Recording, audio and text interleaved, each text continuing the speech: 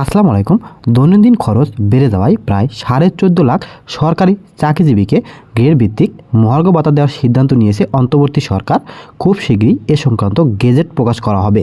উচ্চ মূল্যস্ফীতির ফলে সরকারের এমন সিদ্ধান্তকে অনেকেই অযৌক্তিক বলে মনে করছেন। বাংলাদেশের পরিসংখ্যান ব্যুরোর হিসাব মতে বর্তমানে বাংলাদেশের জনসংখ্যা 16,98,28,911 জন, যার মধ্যে বেসামরিক সরকারি চাকরিতে কর্মরত রয়েছেন 14,43,518 জন, অর্থাৎ মোট জনসংখ্যার 1% কম মহার্ঘ ভাতার আওতায় আসবেন। সম্প্রতি জনপ্রশাসন মন্ত্রণালয়ের সিনিয়র সচিব মুখলেসুর রহমান বলেন, জুন মাসের মধ্যেই মহার্ঘ ভাতা দেওয়া হবে। তথ্যসূত্র বলছে, আগামী ফেব্রুয়ারি মাসে বেতনের সাথে মহার্ঘ ভাতা দেওয়া হবে। 1 থেকে 3য় গ্রেডের কর্মকর্তাদের 10%, 4র্থ থেকে 10ম গ্রেডের কর্মকর্তাদেরকে 20% হারে এবং 11 থেকে 20 গ্রেডের কর্মকর্তাদেরকে 25% হারে মহার্ঘ ভাতা দেওয়ার সিদ্ধান্ত নিয়েছে অন্তর্বর্তী সরকার। এমন সিদ্ধান্তকে অনেকেই অযৌক্তিক বলে মনে করছেন।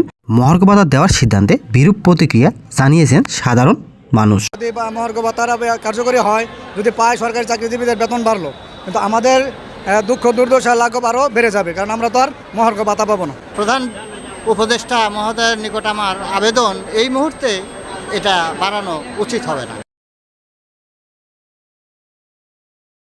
প্রায় 14.5 লাখ সরকারি কর্মচারীকে মহার্ঘ ভাতা দিতে বছরে বাড়তি গুনতে হবে সরকারকে 5,000 কোটি টাকা।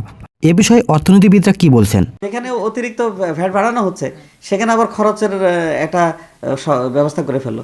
তার মানে কি এই ভ্যাট বাড়ানো হচ্ছে ওদেরকে মহার্ঘ ভাতা দেওয়ার জন্য?